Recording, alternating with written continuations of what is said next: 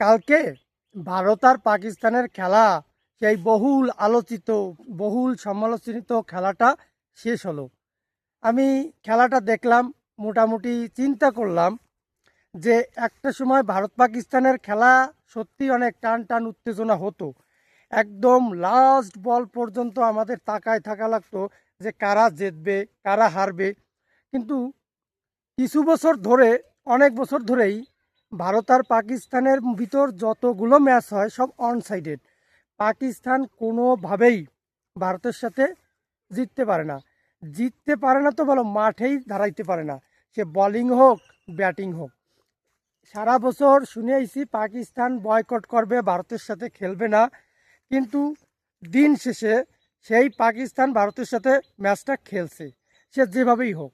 লাভ ভাই সবার আছে, আইসিসির লাভ আছে, ইন্ডিয়ার লাভ আছে, পাকিস্তানের লাভ আছে।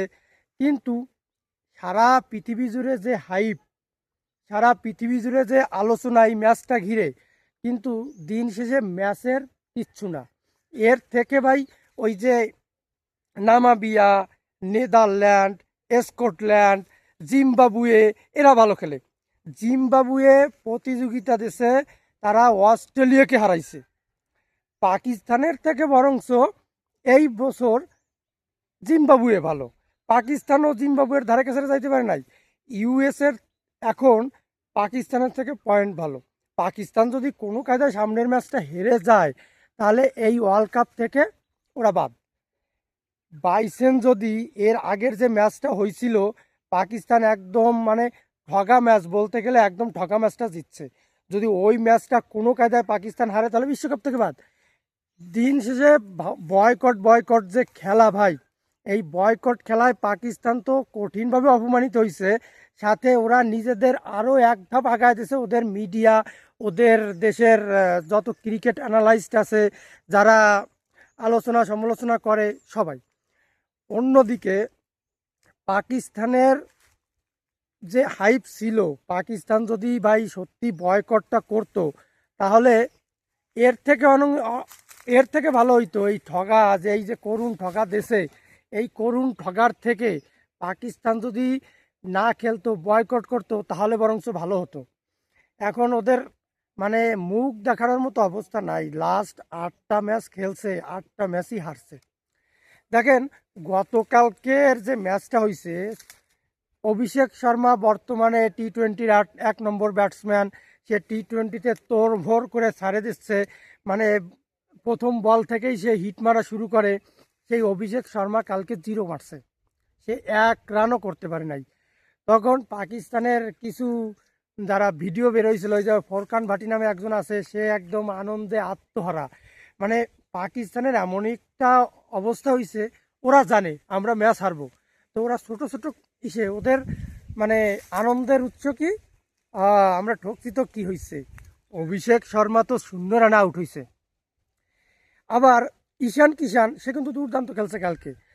ইন্ডিয়ার টিম বর্তমানে এমনই, যে কোনো একটা ব্যাটিং যদি ঠিকমতো দাঁড়ায় যায়, তাহলে ইন্ডিয়া সেই ম্যাচ বের করার ক্ষমতা রাখে।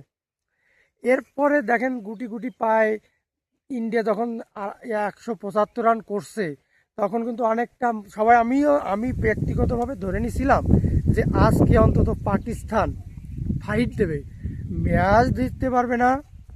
এটা আমি একদম 100% ছিলাম, শিওর ছিলাম যে ম্যাচ পাকিস্তান জিতবে না। বলিংয়ের মানে পিচের যে কন্ডিশন, বলিং যত সুন্দর হচ্ছিল, পাকিস্তানের জেতার কোনো চান্স ছিল না। কিন্তু পাকিস্তান মোটামুটি ভালো খেলবে।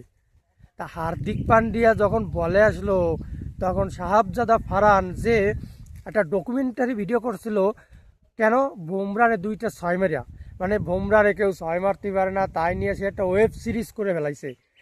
আর কালকে যে এসে 0 করছে। ভাই ওই যে বললাম, এরা একটুতে খুশি যে ম্যাচ জিতি নাই তো কি হয়েছে, বুমরারে 2টা 6 মারছি, ম্যাচ জিততে পারি নাই তো কি হয়েছে, অভিষেককে 0 রানে আউট করছি। এই কারণে এদের কনফিডেন্সের অভাব, এদের মানে সেই প্যাশনই নাই। কোনো একটা বিশ্বকাপে ভারত এবং পাকিস্তানের মধ্যকারী খেলা, 15% পাকিস্তান মানে ইন্ডিয়ার চান্স 15%, আর পাকিস্তানের 85% হল উইনিং রেশিও। সেইখান থেকে কালকের ম্যাচে বাবর আজম ক্রিজে ছিল, ঠিক সেম। পাকিস্তানের চান্স আছে 15%, ইন্ডিয়ার চান্স আছে 85%। তখন একটা প্লেয়ার ছিল বিরাট কোহলি, যে কিং, ক্রিকেটের সর্বকালের সর্বশ্রেষ্ঠ প্লেয়ার, তিনি ওই ম্যাচ কিন্তু নিজ হাতে বের করে নিয়ে গেছিলেন। কিন্তু বাবর আজম কিন্তু পারে নাই, বাবর আজম কিন্তু ফ্লপ। আমার মানে মাথায় আসে না যে এরা কারা, যারা বাবর আজম এবং বিরাট কোহলির ভিতর কম্পেয়ার করে, বিরাট কোহলি এবং বাবর আজমের ভিতর মানে দুইজনের সেম মনে করে যে বিরাট কোহলির চেয়ে বাবর আজম সেরা। এই ধরনের লোক দেখলেও আমার হাসি পায়। তবে একটা জিনিস, আপনি ভারতের সাপোর্ট হন বা সাপোর্ট না করেন, আপনি ভারতের হেটার হন বা না হন, আপনি যদি ক্রিকেট খেলা বোঝেন, তাহলে ভারত বর্তমান সময়ের বিশ্বের সর্বশ্রেষ্ঠ দল এবং ওদের সব দিক থেকে ওরা ভালো দল, এতে কোনো সন্দেহ নাই। ভারতের সাথে মোকাবেলা করার মতো দল এখন খুবই কম আছে। South Africa, Australia, England, New Zealand, এরা ভারতের সাথে মোটামুটি ফাইট দেয়। কিন্তু এই যে পাকিস্তান, বাংলাদেশ বলেন, শ্রীলঙ্কা বলেন, এরা আসলে ভারতের সাথে করার মতো এদের কোনো যোগ্যতা এখন পর্যন্ত হয় নাই। পাকিস্তান একটা সময় ভালো ছিল, কিন্তু এখন তারা ভালো না।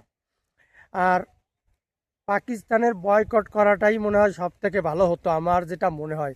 পাকিস্তান যদি বয়কট করতো, তাহলে পাকিস্তানের এই লজ্জাজনক হার অন্তত দেখতে হতো না।